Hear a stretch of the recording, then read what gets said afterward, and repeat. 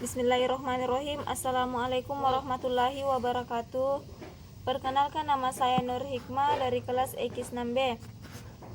Di sini saya akan menjelaskan sedikit tentang Bank Indonesia milik siapa. Hal yang perlu Anda ketahui adalah seluruh bank sentral di dunia ini adalah milik swasta yang diberi hak monopoli untuk mencetak uang.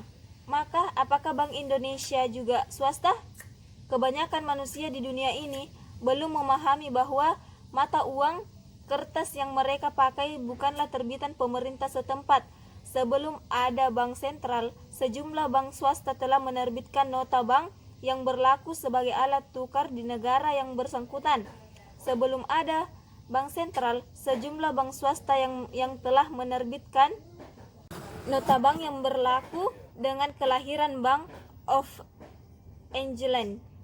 Hak menerbitkan uang kertas mulai diberikan hanya kepada satu pihak saja.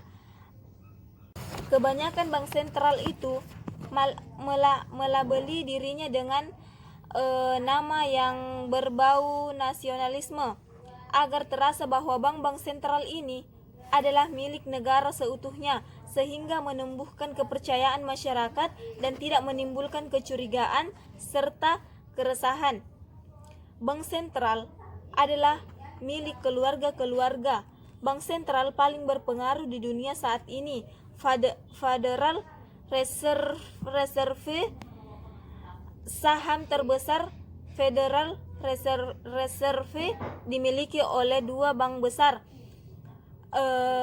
Citibank 15%, Chase Manhattan 14%, sisanya dibagi oleh 25 bank komersial lainnya. Semisal bank 8%, Morgan Guaranty Trust 9%, sampai pada tahun 1983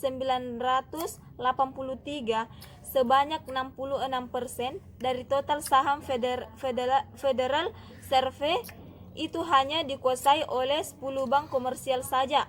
Sisanya 44% dibagi oleh 17 bank lainnya. Bank-bank ini kebanyakan dimiliki oleh keluarga-keluarga konglomerat berdarah Yahudi. Di samping itu, faktanya harus Anda tahu adalah bank-bank secara langsung dikontrol oleh London Connection, yaitu Bank of England milik keluarga Rothschild. Dan apa hubungannya dengan agenda Zionis di dunia? Bank-bank sentral di berbagai negara di dunia umumnya berlabel nama yang nasionalis, tapi kepemilikannya adalah privat. Jadi apakah perekonomian itu halal menurut agama Islam? Apakah bank itu sendiri halal? Mari kita terus money. Transaksinya pakai apa? Transaksi seluruh bank di dunia itu pakai yang namanya uang kertas. Padahal Islam itu awalnya pakai emas atau dinar. Seluruh sistem keuangan di perbankan, alat gantinya namanya obligasi itu kertas beli kertas oleh keluarga besar Rothschild dan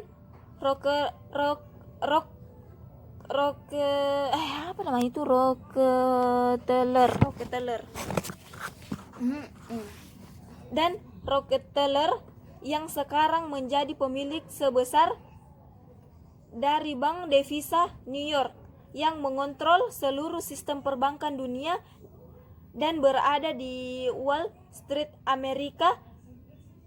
Siapa yang memiliki Bank Indonesia?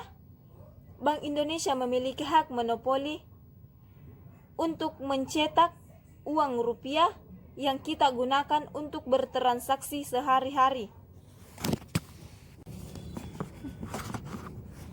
Transaksinya pakai apa? Transaksi seluruh bank di dunia itu pakai yang namanya uang kertas. Padahal Islam itu awalnya pakai emas atau dinar. Seluruh sistem keuangan di perbankan, alat gantinya namanya obligasi itu kertas beli kertas oleh keluarga besar Rothschild dan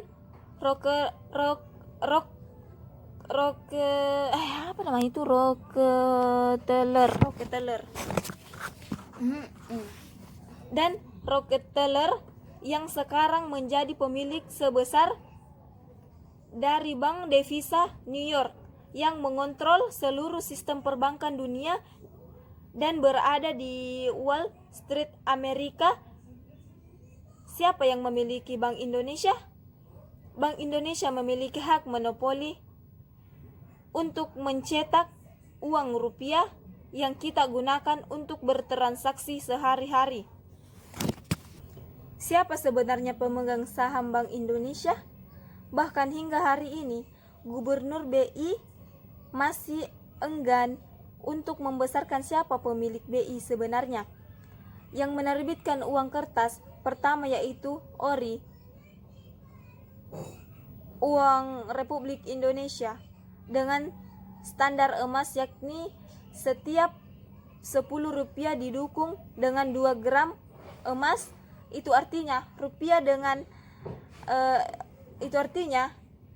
rupiah dijamin dengan 1/5 gram emas per 1 rupiah.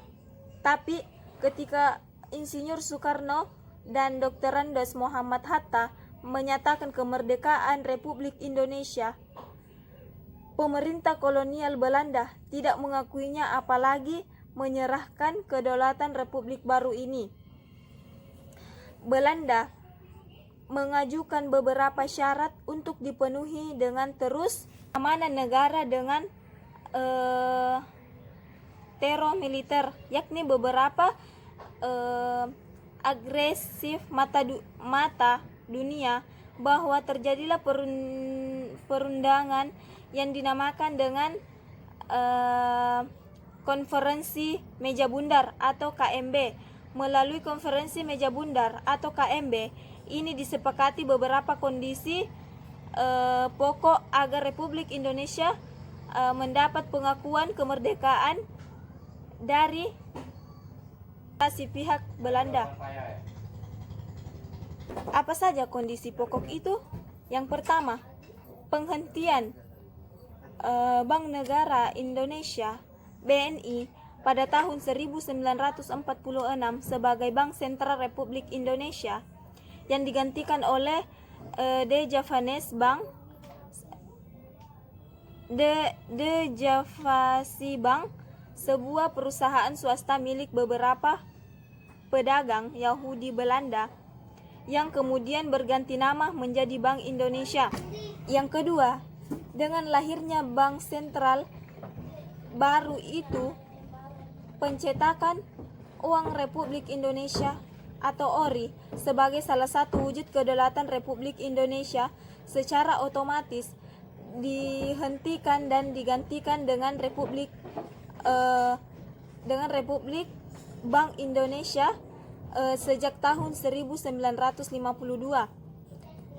Kemudian yang ketiga, bersamaan dengan itu, hutang pemerintah kolonial Hindia Belanda sebesar 4 miliar US dollar kepada para bankir elit waktu itu tentunya diambil alih dan menjadi dosa bawaan Republik Indonesia. Kondisi ini berlangsung sampai pertengahan tahun 1965 ketika Bung Karno menyadari cakar dan cengkraman neokolonialisme yang semakin kuat cengkraman bangsa muda ini.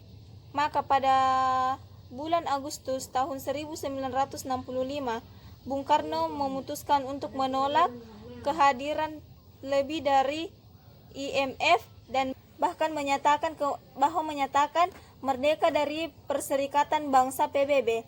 Lebih dalam lagi, antara tahun 1963 sampai 1965, Presiden Soekarno telah menasionalisasi aset-aset perubahan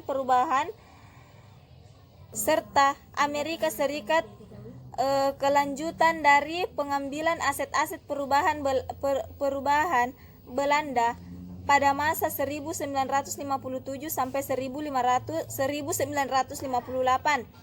Tapi semua tindakan ini harus dibayar mahal oleh Bung Karno. Tindakan politik menyelamatkan bangsa Indonesia itu menyebabkan Bung Karno yang adalah pahlawan pendiri bangsa harus menyadari republik ini, dan itu terjadi pada tahun 1967.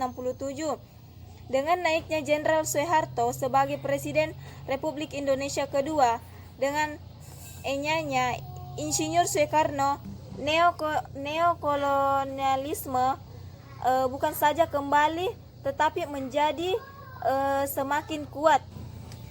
Tindakan pertama Federal Soeharto di awal masa jabatannya pada tahun 1967 adalah mengundang kembali IMF dan Bank Dunia, kemudian kembali menundukkan diri sebagai anggota PBB.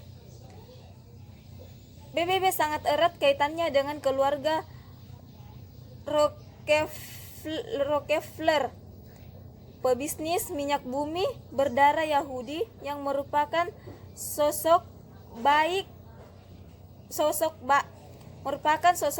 masuknya sejumlah perusahaan multinasional ke Indonesia, termasuk Freeport. Dalam sebuah video pendek yang disampaikan oleh Sekjen PBB, Boutros Ghali berisi footage yang luar biasa tentang kaitannya antara PBB, New York City, dan Rockefeller Foundation yang jelas sekali sangat erat.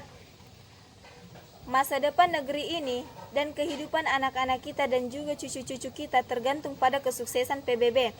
Kepada PBB, saya menggantungkan harapan dan nasib rakyat di seluruh dunia bagi ayah yang merupakan suatu keistimewaan dan penyumbangan pembangunan gedung terkemuka PBB itu. Saya sangat senang bisa menjadi bagian dari sejarah ini. Terima kasih Tuan Rockefeller. Neokolonialisme berlanjut seperti yang ditulis oleh John Pilger, seorang jurnalis asal Australia, dalam buku berjudul Tell Me No Lies. Pada bulan November 1967 itu digelarlah konferensi yang berlangsung selama 3 hari di Swiss. Konferensi Jenewe. Konferensi ini dipimpin langsung oleh John D. Rockefeller. Semua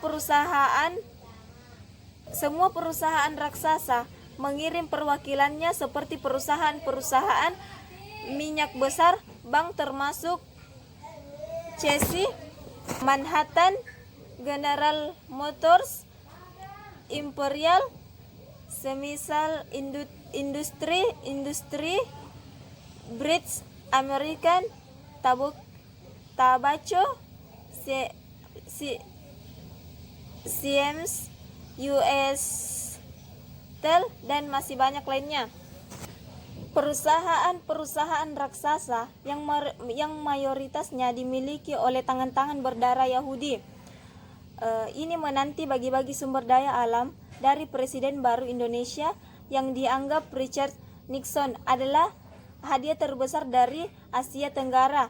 Di dalam konferensi itu, ekonomi Indonesia yang pro Amerika Serikat yang diutus oleh Presiden Soeharto menyetujui pengambil alihan perusahaan dari negara mereka sektor per sektor. Freeport mendapat bagian gunung emas di Papua Barat. Konsorsium Amerika Serikat mendapat nikel dan perusahaan Alcoa mendapat sebagian besar boksit Indonesia. Tidak hanya itu, perusahaan-perusahaan Amerika, Jepang, dan Prancis mendapat jatah hutan tropis Sumatera. Di samping itu, berkuasanya Orde Baru di Indonesia juga menjadi alat kepanjangan neokolonialisme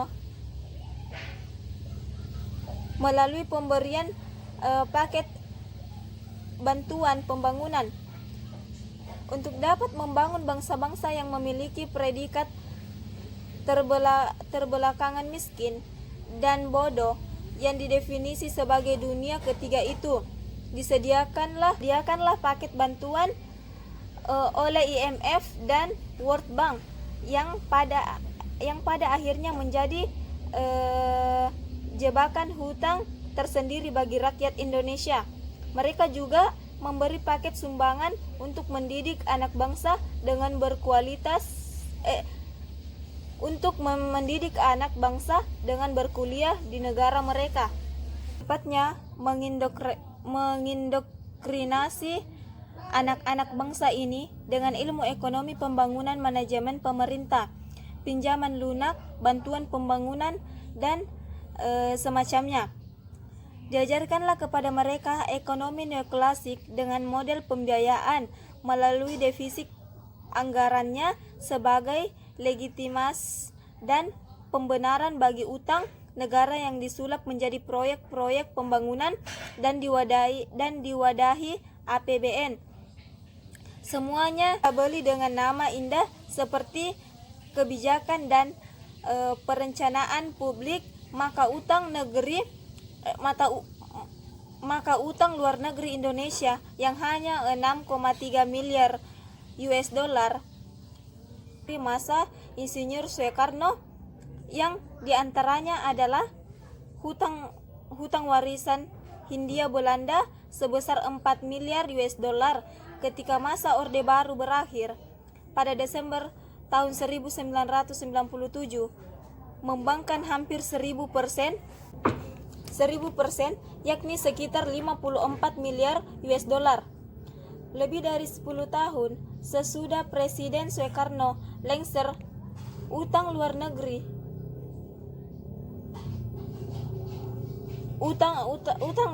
pun semakin tak terkendali, yakni mencapai lebih dari 150 miliar US dollar. Kita tahu jatuhnya Jenderal Soekarno adalah akibat krisis moneter yang disebabkan oleh kelakuan para bankir dan spekulan valuta asing, tetapi rumus klasik dalam menyelesaikan masalah krisis moneter tidak akan pernah berubah. Dua di antara yang terkait dengan bank sentral dan kebijakan uang adalah: yang pertama, mulai dari tahun 1999, Bank Indonesia yang semula adalah Jevase Bank itu telah lama sekali dilepaskan dari Republik Indonesia. Artinya, Gubernur Bank Indonesia bukan lagi dari Kabinet Republik Indonesia, maka ia tidak lagi harus akuntabel kepada rakyat Indonesia. Yang kedua, mulai dari tahun 2011, melalui Undang-Undang Mata Uang, Bank Indonesia dilegalisir sebagai pemegang hak monopoli menerbitkan uang kertas Indonesia, dan bersamaan dengan ini dilakukan kriminalisasi atas pemakaian mata uang lain sebagai alat tukar di Republik Indonesia, tentu saja dengan mengecualikan mata uang para elit dunia, yakni US dollar. Kita sebagai warga negara yang mengerti dan memiliki hak asasi, hak konstitusional, dan mengambil keputusan tersendiri, ingin bertahan pada kepalsuan uang kertas yang dimaksud dalam rupiah atau bersama membangun song-song kembalinya uang yang hak dalam agama Islam, yaitu dinar dan dirham. Itulah sedikit penjelasan tentang Bank Indonesia. Kurang dan lebihnya mohon dimaafkan. Assalamualaikum warahmatullahi wabarakatuh.